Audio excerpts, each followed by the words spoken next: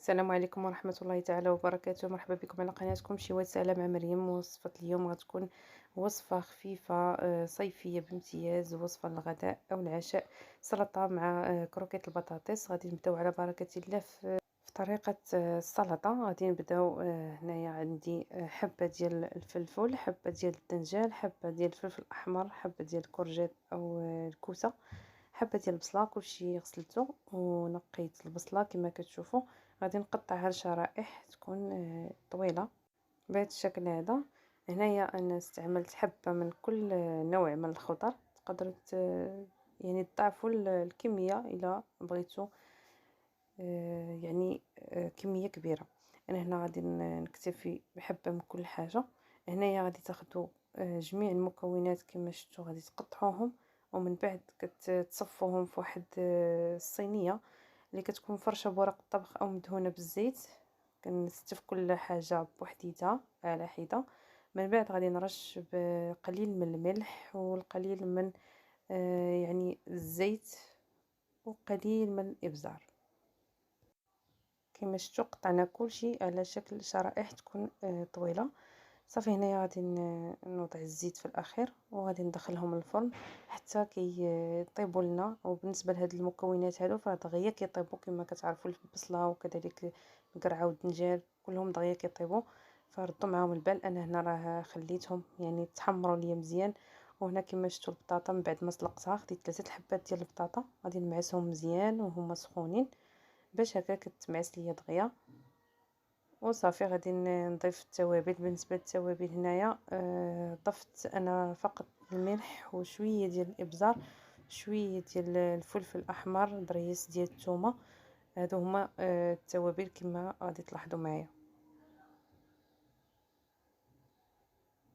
هنا بعد ما درت الثومه نضيف الملح، ثم نضيف شويه ديال الابزار وشويه ديال التحميره او البابريكا الا بديت اللون فقط. هنا غادي نضيف شويه ديال الكمون. صافي هنايا غادي نخلط المكونات. هنا راه ضفت التحميره فضفتها في الاخير، يعني ضيفوها الا بغيتو يعني اللون ديال الكروكيت ديالكم يجيكم احمر. غادي نخلط المكونات ديالي مزيان حتى كتجانس ليا مع بعضها. كما شفتوا هنايا راه ضفت شويه ديال التحميره راه عطات اللون. صافي وغادي ناخذ هذيك البطاطا.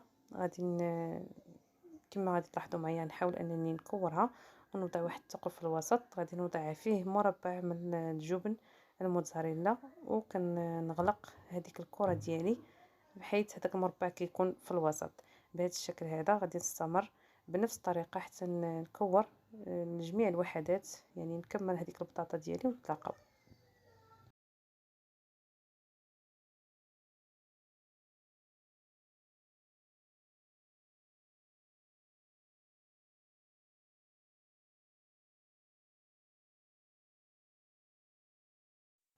هنا بعد ما انتهيت كما شفتوا غنوضعهم في الثلاجه حتى كيتماسكوا. يعني غير بما وجدت هاد العجين هذا اللي غادي نوضع فيه نصف كأس ديال الدقيق، ملعقه كبيره ديال النشا، ملعقه او عفوا شويه ديال الابزار مع شويه ديال الملح.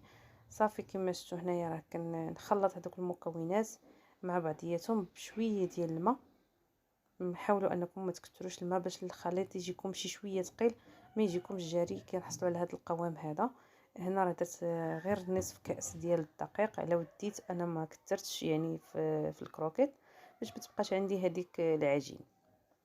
مباشره خديت الشابليغ، كناخذ هذيك الكرات ديالي ديال البطاطا كندوزهم في هذاك الخليط او في العجين ديالي ديال الدقيق مع النشا وكندوزهم مباشره في الشابليغ عفوا.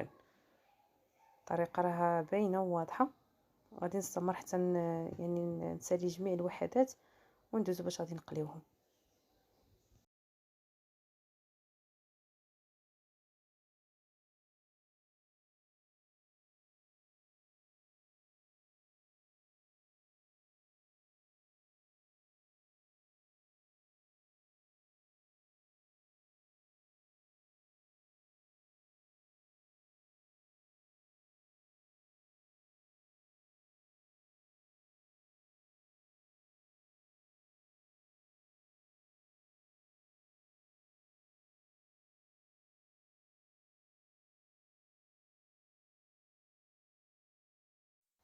هنا كنثبتو هداك الشابلوغ وكنحاول نحيد هداك الفائض، يعني بحال اللي تندوزهم بيديا وكنعاود نكركبهم. غندوز مباشره باش نقليهم هنايا في حمام زيت. غادي نوضع داك الكروكيط ديالي. الزيت ضروري ما تكون سخونه في الاول، يعني تكون سخونه مزيان. من بعد كتنقصوا العافيه ديالكم، يعني على النار كتنقصوا ليها وكتخليهم يطيبوا غير بالمهل. انا غادي نوريكم بالنسبه للنار كيفاش غادي تكون.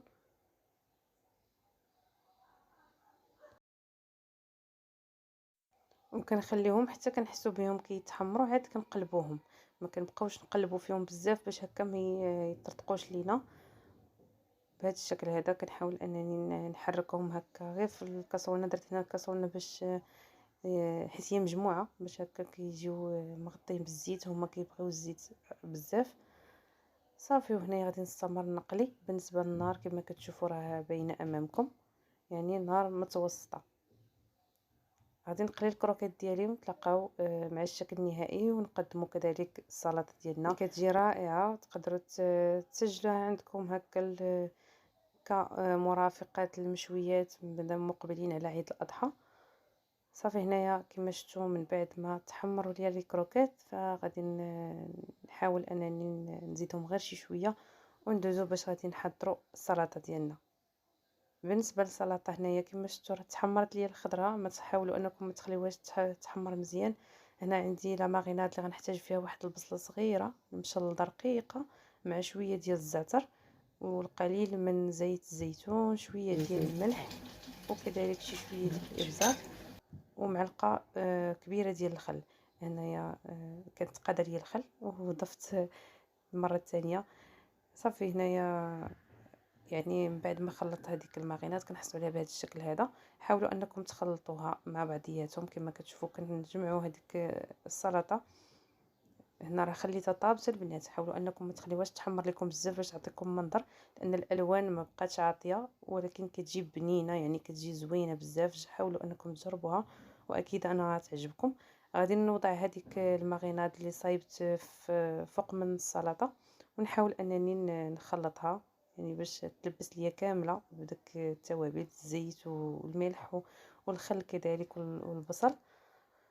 صافي، هنايا السلطه ديالنا راها وجدات. غادي ندوزو باش غادي نقدموها في الطبق النهائي.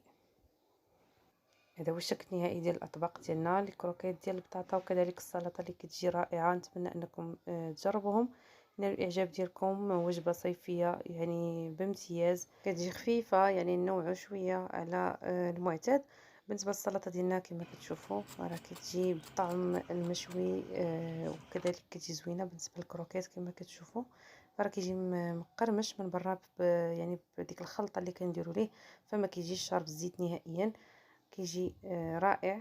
نتمنى انكم تجربوا هاد الوصفات. هنا راه مازال سخون، داكشي علاش الجبن جا سايح بزاف.